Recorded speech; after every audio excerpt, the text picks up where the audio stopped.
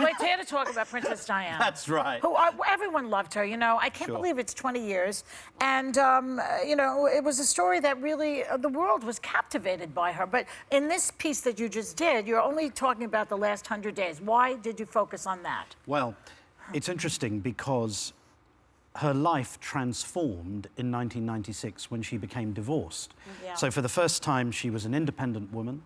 She had a divorce settlement of about £17 million, and she had decided to remove a lot of the kind of royal protection that went with her. So she was finding her feet, she was becoming more of an independent woman, and she was experimenting in terms of relationships as well. Yes. And I think for the first time in her life, she was to some extent the woman that she wanted to be. Yeah. Someone who was engaged in projects that she was committed to. Yeah. So, for example, she was serving charities involving the landmines issue. She went to Angola. She went to former Yugoslavia. And she was doing things that gave her a real purpose. And that's what makes the end of this story so tragic. And she had finally found someone that she was in love with, not Dodi, a Pakistani doctor. Yeah, I mean, she'd met him 2 years earlier, and they had a secretive relationship that nobody really knew about. And the problem was that many people, in talking about the relationship, have said, oh, well, the royal family wouldn't be able to tolerate him. But actually, it was his family, a very traditional Pakistani family, which couldn't tolerate the idea of being so much in the public eye. And the tension of that relationship is what spreads through the 100 days. You actually have a lot of rare insight into the princess. I didn't know this, but you had the only extended interview with her back in 1995. And that's right. What are we going to learn this time around that we don't know already? The program itself is laid out at 2 levels. There's a kind of forensic, detailed analysis of everything that happened in that last 100 days, much of which we really don't know about. Who she was talking to, where she was going. And it's punctuated in a way that makes all of those facts really live. But at the same time, the story also is about someone's emotional progression and how she's torn between this man that she wants to be with but can't commit to, and this guy who's chasing her that she's a bit unsure about. And that tension fills the whole of those 100 days. So in a way, it's not just the facts. We can identify with so much of that story.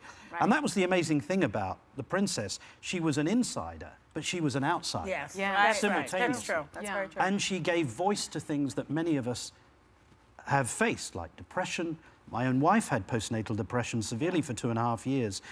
I hadn't heard people talking openly, and then suddenly the princess starts talking about it. When she held a baby which had inherited HIV, again, it was a step towards the predicament of ordinary people, and it was very moving, but also... And powerful, because it came from her. Exactly, and her boys now, of course, in the last month, have been doing work for a mental health charity in the UK, again, articulating issues that many of us experience but find so hard to talk about. And we have a sneak peek for everyone. Can you set it up very briefly so that we can yeah, very briefly. This is a description of the kind of tension that's going on in those last 100 days in Diana's mind about this heart surgeon, Hasnat Khan. I think Hasnat was very much in love with Diana, but had really reached the end of his tether because Diana pushed him and pushed him and pushed him to go public and say, we're a couple. And he wouldn't. He didn't want to. That must have been very painful, especially for somebody as emotionally immature as she was. And it got to the point where it was an ultimatum from her. Either we go public or you know, this isn't going to happen, is it? Wow. Very good. I love the first interview you did with her also. I could just watch.